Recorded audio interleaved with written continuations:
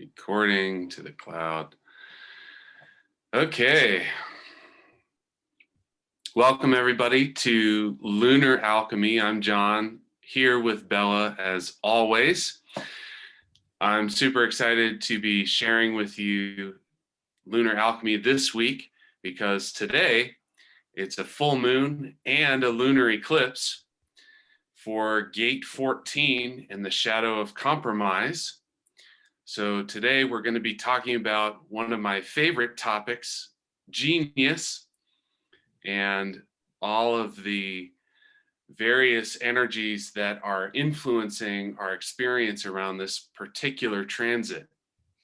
So I'm super excited to be able to work with this because lunar eclipses are really powerful opportunities to transform our energetic experience. And we'll be getting into that as well. So, hey Bella, how are you feeling for today's eclipse energies?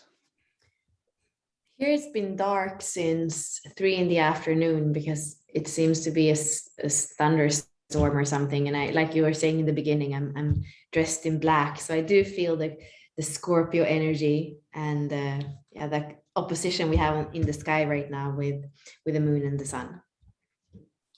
Yeah, so when we have a lunar eclipse, what's actually happening is the Earth is in between the sun and the moon, and not just in an actual straight line, because the eclipse is the Earth moving in front of the light of the sun that illuminates the full moon.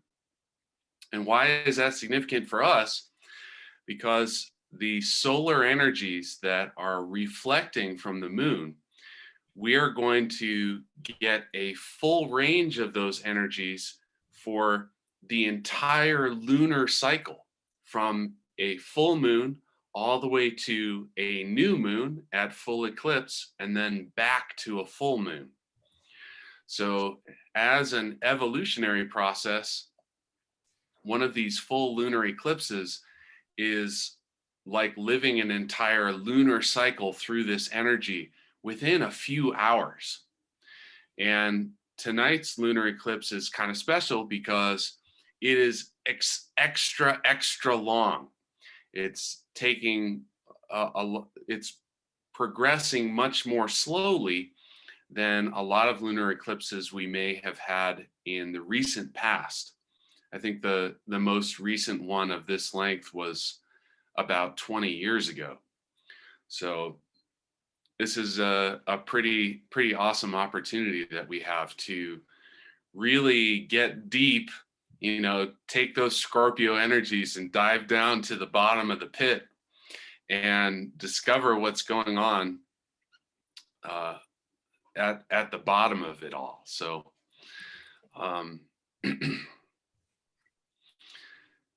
Bella, I'm curious about your perspective on how things are moving in the sky and how that really relates to this shadow of compromise.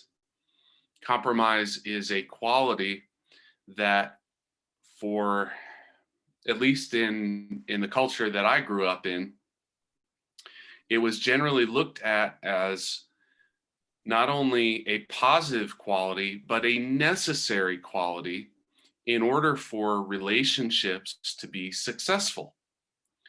And here in this case, looking at compromise through the gene keys, it really appears to do the opposite.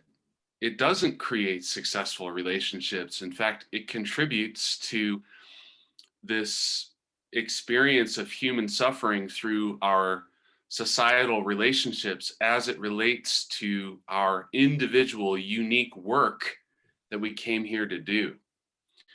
So,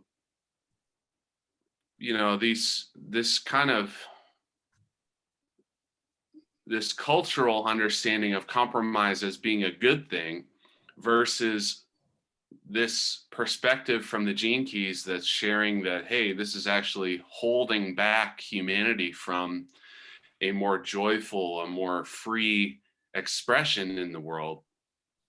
I'm curious how the movements in the sky are going to play into this, and any insights that you have just about that kind of difference in this shadow.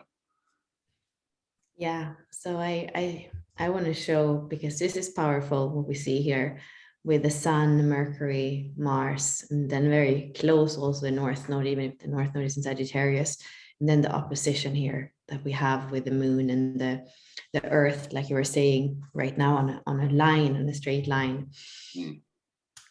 There is also, we are starting a period of eclipses, and we are going to have the nodes going into Scorpio and Taurus, and they're going to be there for 18 months. So I think that the themes that we're feeling now are themes that we're going to feel for a long time. It's something that's coming in and that is asking for our attention.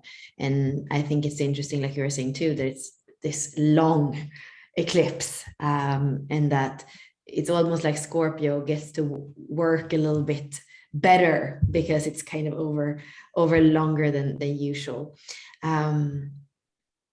What we have with the 14, you say it's the shadow of compromise. For me, Taurus is the inner, is the earthly plane and the inner life of the person when it comes to self-worth, when it comes to living well, when it comes to living with the senses, when it comes to nurturing. Is that, yeah, it's earth element. And then when we go to Scorpio, we have the relationship with the other, but we also have the emotional depth here, and we have the transformation that comes from not only keeping things alive and nurturing them like Taurus wants, but actually allowing them to go into the soil again, and to transform, and for new seeds to start to grow. So these are things that we're gonna see. And I think it is about, first and foremost, our self-worth. Because if we don't have that first, even in our relationships, even when we dive deeply emotionally, if we don't have that, if we don't know how to nurture and how to value ourselves, everything else is going to be difficult. And in the H gene, it's asking us for our unique way of being. It's asking us for our style, it's asking us to not be mediocre or to not be imitating others. And then the 18, it's asking us for our power skills. And the metal that we are using for the 14 is gold. So this is it's an amazing source of energy. It's in the sacral center, so it's going to be pure energy, and the 8 is in the throat center, so that is our unique expression. So I feel like more than an opposition and a conflict, I feel like it's showing us different areas in our life that are important. And it's also kind of pulling us, life and death, and like making us look at the whole spectrum. And it is about saying, what is worth of staying in my life? What needs to go? I mean, I think that is a quite simple question in a way, but it's not so simple to always. We see that the spleen here is completely open, and the spleen in its not self, it's staying with things that aren't good for you, whether that is physically, emotionally, mentally, or spiritually. So with a completely open spleen in this chart that is made for the exact lunar eclipse, it is asking us that. And then the other area that's completely open in the chart is the ego, which is the worthiness again. So what is good for you? And Scorpio has this way of seeing and reading and interpreting where other people can't see. It goes deep, it goes into the secrets, it goes into the hidden, so it can see what works and what doesn't work, what is good and what isn't. And then here there might be, I do believe that right now in the world, the sense of self-worth, it's so important that it doesn't come from, that we don't confuse self-confidence with self-worth, because a lot of us are changing lives because of outer circumstances. We might not be able to work with the same things. We have lost people maybe more than before in the last year as well. So it's a self-worth that is inherent and not based on anything outer. that we are asked to find. And this is going to be part, from a human design perspective, part of our environment, of the nodes, of the trajectory of the collective, where Taurus is going to be in the North Node. So again, saying that we're going towards the valuing of ourselves, the nurturing of ourselves. And then, maybe there is, thinking about the nodes, a little bit of that, of being a little bit of careful to not get lost in the Scorpio depths. Not that transformation isn't going to happen, but here with the first gene key where we have Mars, it's also that, don't push it. Sometimes it's just calm. Sometimes we are not meant to do anything or force anything or try anything or spark anything. Sometimes life also wants to rest. And I think that is going to be an important aspect as well. So I think, one of the things that you were talking about that I find interesting is this relationship with Taurus and the nurturing that is the self-nurturing that is a requirement in order to allow for this frequency of the 14th gate to really begin to raise within us.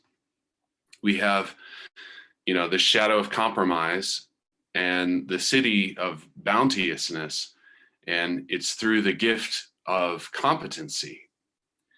And when you combine that with the 8th gate, which is the one in Taurus, you're moving out of mediocrity, which, brings together this compromise and its partner. And when we compromise, I think the question is, like, how do we know when we're doing it? What's the difference between compromising and actually just cooperating with the people and the groups around us, where we're not actually, doing something that is preventing us from having a fuller experience?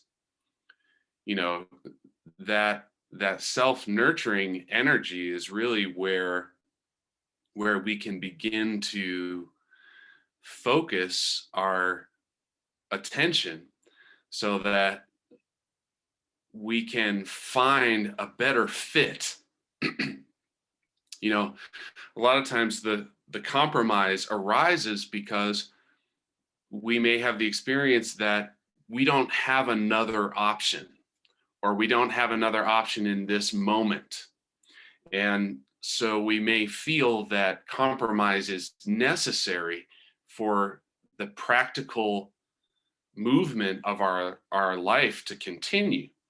And to some extent, that's probably true, where from a sort of convenience factor and within the opportunities that are arising in a particular period of time, if we want to like recalibrate ourselves to live in a way that is free of compromise and is just really like expressive of our own unique genius, that takes some time to develop. And we may, along that pathway, may need to compromise for certain conveniences to allow our lives to continue moving forward without a massive disruption to the people that we depend on and the people that depend on us. So, I say this because, like, we can look at this shadow of compromise and say, well, there's an easy solution for the effect of this on the world, and that's to just stop compromising. And if everybody did that at once, I mean, it would be a really massive change that would happen instantaneously. But unless we as individuals are in full harmony, flowing all of this energy of our own inner genius, we're not going to find an outlet necessarily right away for the expression of that genius to allow this massive web of relationships to continue flowing in a way that is supportive for each of us. So, you know, I'm looking at this idea of compromising, of compromise itself, and saying, like, are there cases where compromise is a choice that is self-nurturing, that is part of that sort of inward focus and is part of that pathway? Because I feel like this is one of the, this is one of the main keys of transforming shadows into gifts, or at least our experience, is being able to recognize the value of the shadow. And, Bella, I don't know if you have a perspective about that in this context, with this sort of idea of, the nurturing qualities of Taurus and this sort of darker side of Scorpio, where we cut ourselves off from our own life force in order, for the purposes of convenience, or because we don't believe in our own genius, or whatever is the case. I would just love to hear you talk about that. I feel with the 14 that everything is kind of big, it is possession in great measure. I think that's the way, the name of it in the I Ching. Mm-hmm. So I don't think that it really cares about the mundane compromises, so I do believe that there are things in an everyday sense where it can be good to compromise.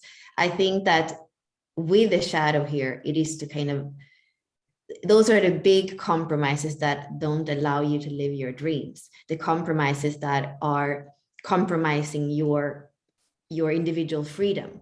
There is something with the 14 that is, and the 8, and all of those gates that are in the middle of the body graph, the 1, the 2, the 23, the 43, a lot of the ones that we have been through lately,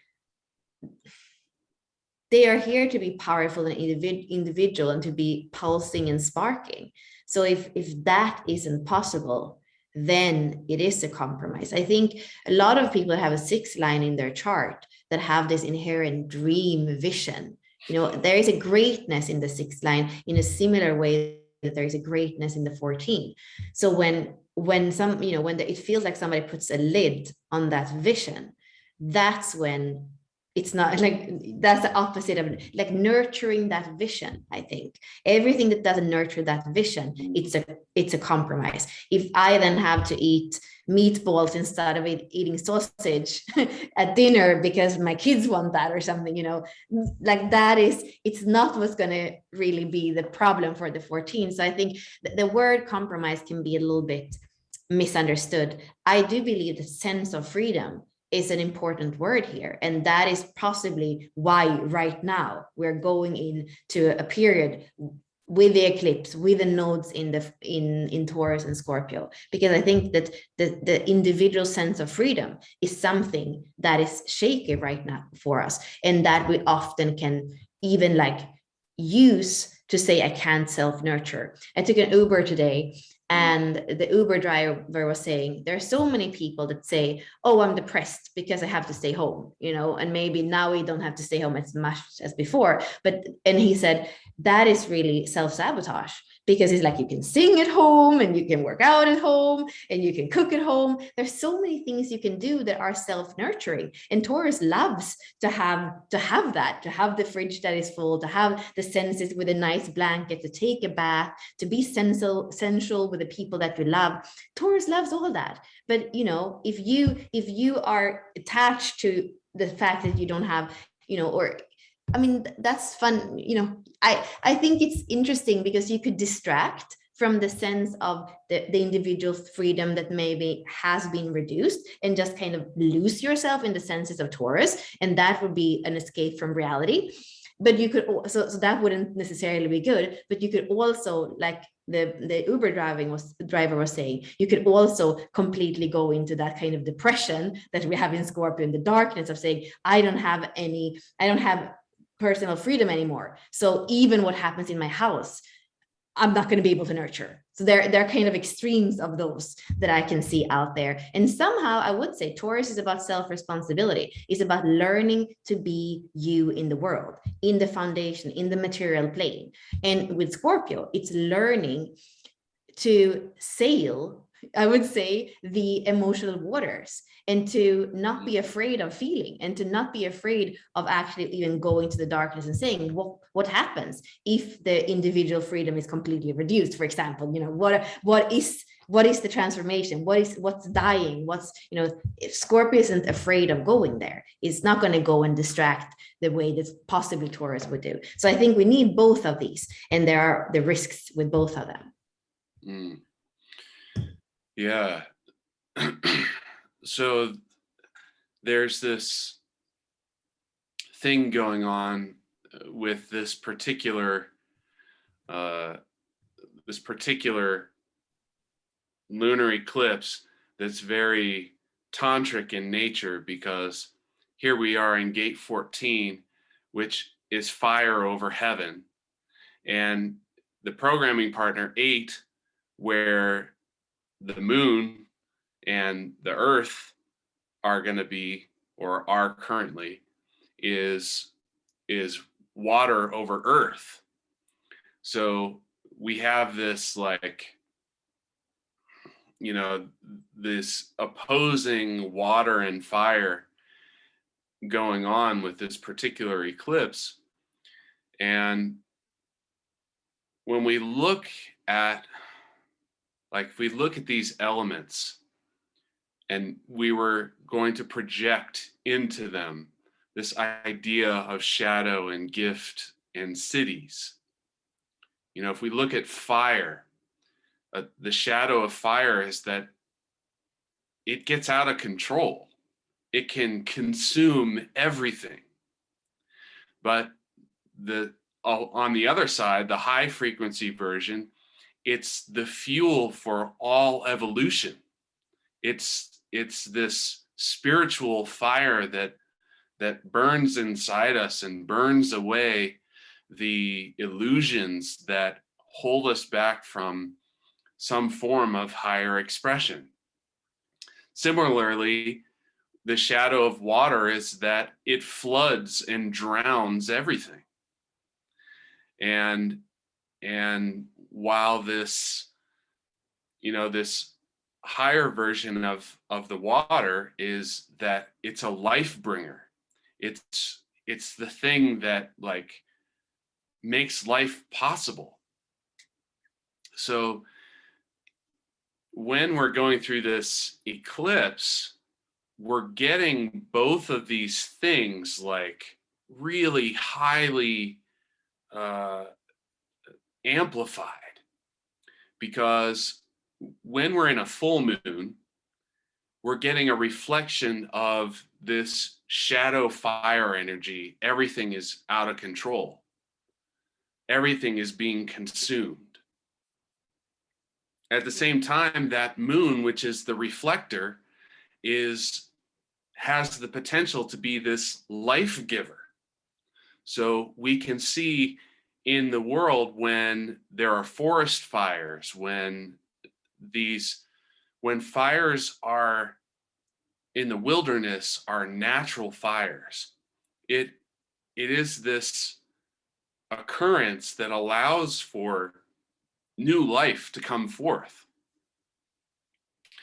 So we have this really interesting eclipse going on with these energies and these qualities. And I'm wondering if you see some of that elemental relationship happening on an internal level that could kind of transform how we look at this, you know, a full moon, like it amplifies everything about consumption and being out of control. And you know, when compromise is seen through this lens, what happens to our lives? You know, we're completely just, we have no contribution to the whole as a unique individual of genius. Like, what what's the what's the internal transformation that has to happen? You know, like if we're going to make some compromises along the way, most people want to say, well, I want to make this compromise because it's going to allow me to do this in the future, you know, or it's going to open up this opportunity for me right now. How do we balance these things within a moment, this sort of internal alchemy that's happening with this particular moment of transit? Does that make sense as a question even? I mean, I feel like the answer, I'm going to share I don't think, I think you're going to be surprised by the answer, but what comes to me Uh-huh. is that the moon usually likes to be in Taurus, but she's not super happy right now because we have Uranus. Taurus is about stability and beauty and nurturing and all these things that we have said. And then we have Uranus, who is this unpredictable, unexpected kind of volcano that comes in there. And he is in retrograde and has been here for a while. It was in the second jinki and now is in 24. And the second jinki is part of that knot that you are speaking of, the codon ring of fire with the 1 and the 14. And then we have the codon ring of water with the 2 and the 8. So here we have this like infinity 8 or love knot that Richard, I think, has called it as well, which is the alchemy between fire and water. And I think that the compromises now for the future are very unpredictable. It's not going to work like it has before. Things are dying. We see that in Scorpio. And then we have had this square all year, since last year, different points where we have the exact square between Uranus and Saturn, the old and the new. And I believe more and more as we go into 2027, it's about cellular truth. We're going to go into 6-line reality. That is about cellular truth. We're going to be in the cross of the sleeping phoenix. We have 20 and 38. So 20 and 34, those are part of the integration circuitry. You know them because they are part of your activation sequence, John. And this is in the moment. This is awareness in the moment, is movement, power in the moment. It's not something that you can plan for the future. It's the being responding in the moment. And then we're going to have the 55 and the 59, which are also, the 55 is about spirit rising, and then the 59 is about intimacy, and that's a tribal gate. So for me, what I see when it comes to the sleeping phoenix, it's very much about individuality. It's very much about freedom. It's very much about maybe then the tribal intimacy that you have created or not created with beings that is going to allow you to express in the world. And I feel what's going to allow you to survive is that cellular truth in the now, which is both the integration circuitry and the 6-line.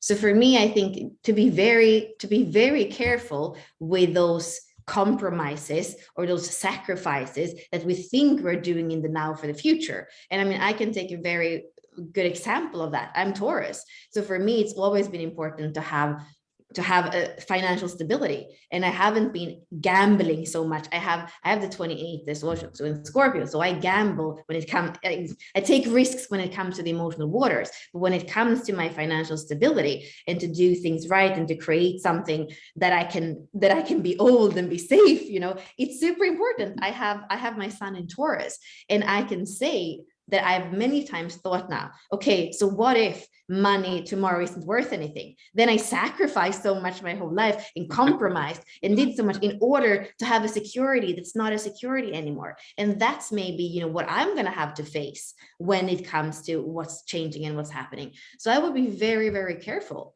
with that.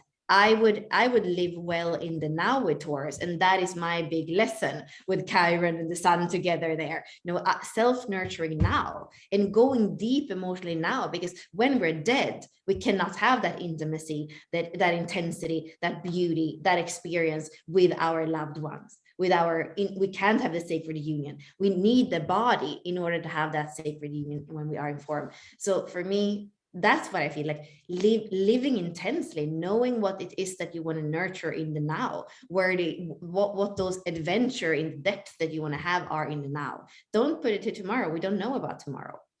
Mm.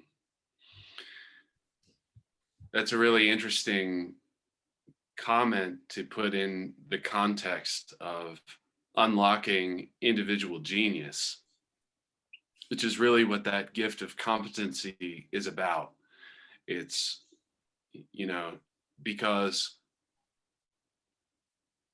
a person's genius may be about generating security that will last for a long period of time.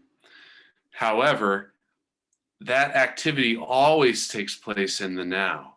The impulse that is in alignment with the wisdom of your cells, the genetic matrix that makes up who it is that you are here to be.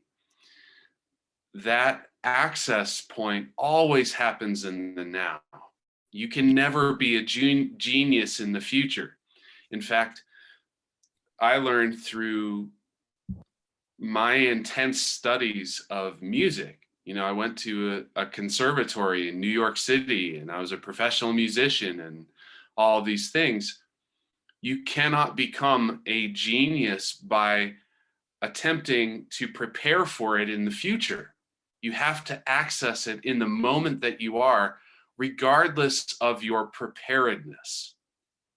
And that's one of the keys, I think, of being able to unlock genius, is being willing to jump without feeling prepared, without knowing that security is provided for in the future, that you have to act upon the impulse and the awareness and the situation that is currently present, because that's where creativity can live and be expressed in a powerful way. And the more and more we refine our ability to access that presence, which is interesting that you bring up that 3420, because presence is the city of the 20. The more you access that presence within yourself, the more you can open up a pathway for the expression of that cellular wisdom. And you know, it really, I think, is a fantastic way to look at it, because of, you know, the 34th gate is coming right up for us. You know, that is the next transit after gate 14.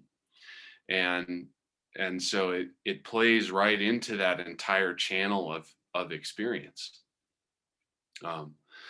So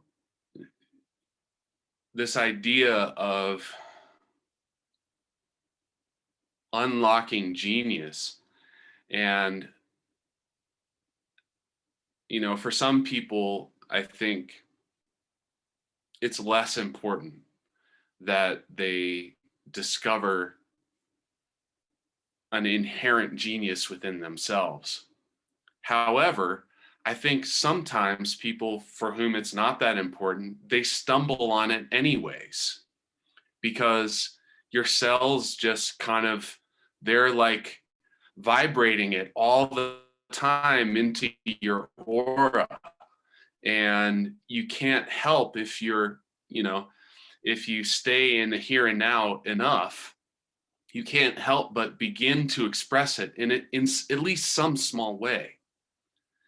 So, I think the ideas that we've been talking about with, you know, being stuck at home during the pandemic, the changes that are happening in the outer world and that are impacting each of us individually, they're all sort of, this is a way that we can more directly discover what is that expression that's coming through our cells into our aura, and how do we get out of the way of compromising that by making choices that are not a good fit for us.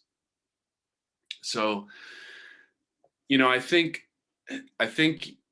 while I was reading about this gene key, what stood out to me was that notion of finding a good fit, and how compromise is really about that.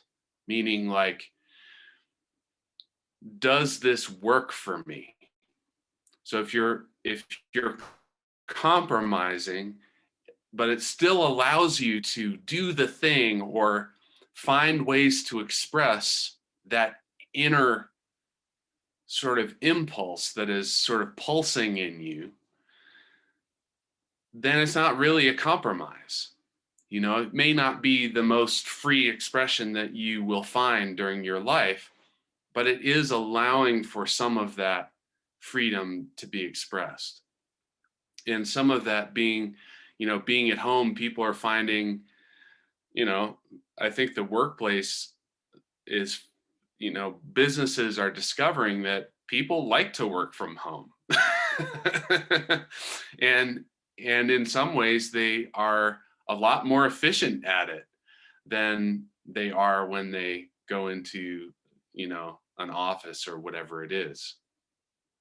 So, I mean, I think there's going to be a lot of transformation that happens as this, this sort of inner genius begins to be more expressed in the world.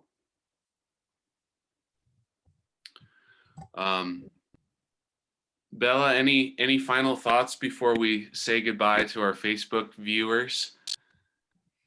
Yeah, I feel just the uniqueness, that we are all unique beings, and human design and gene keys, it has to do with the science of differentiation, of seeing that genius that is in us, in our DNA, and allow it to spark.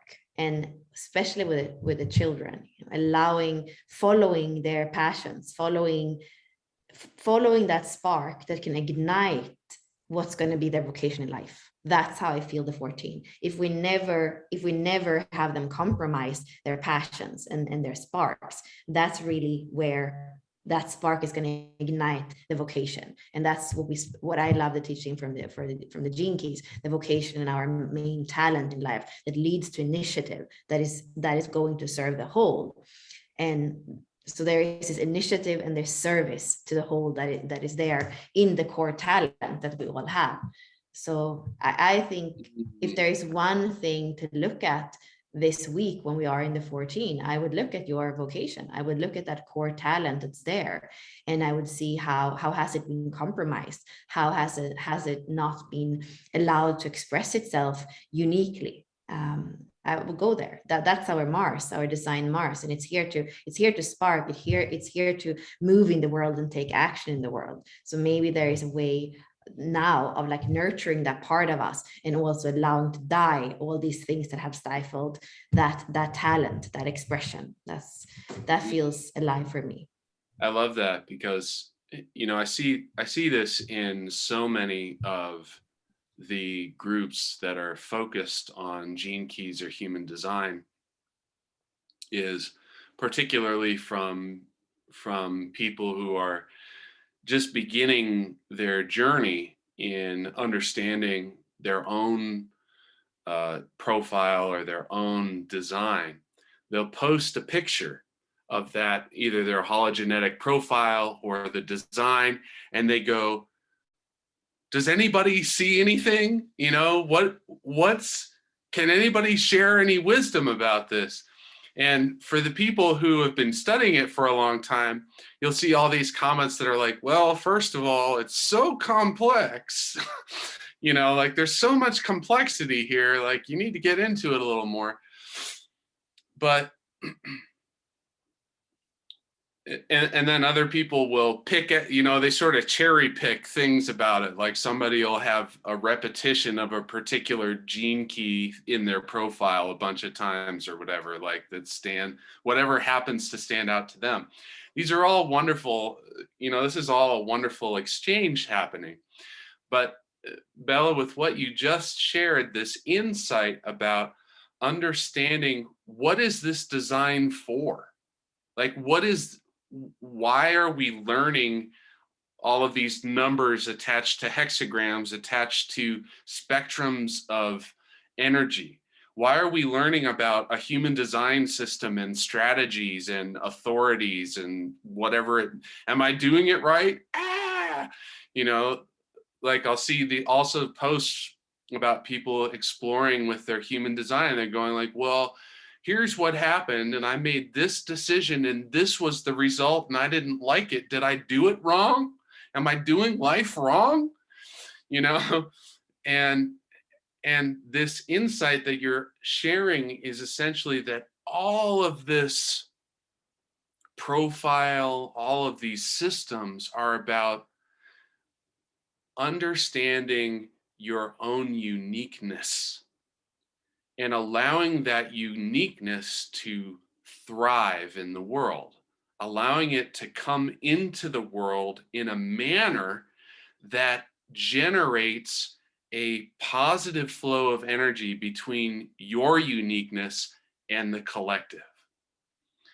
And so, you know, whether you're a part of Lunar Alchemy and engaging in this energetic, transformative, alchemical process with the transmissions that we do here, or you're in a process of engaging with the contemplation of gene keys, or you're learning to use your strategy and understanding how your authority works in human design.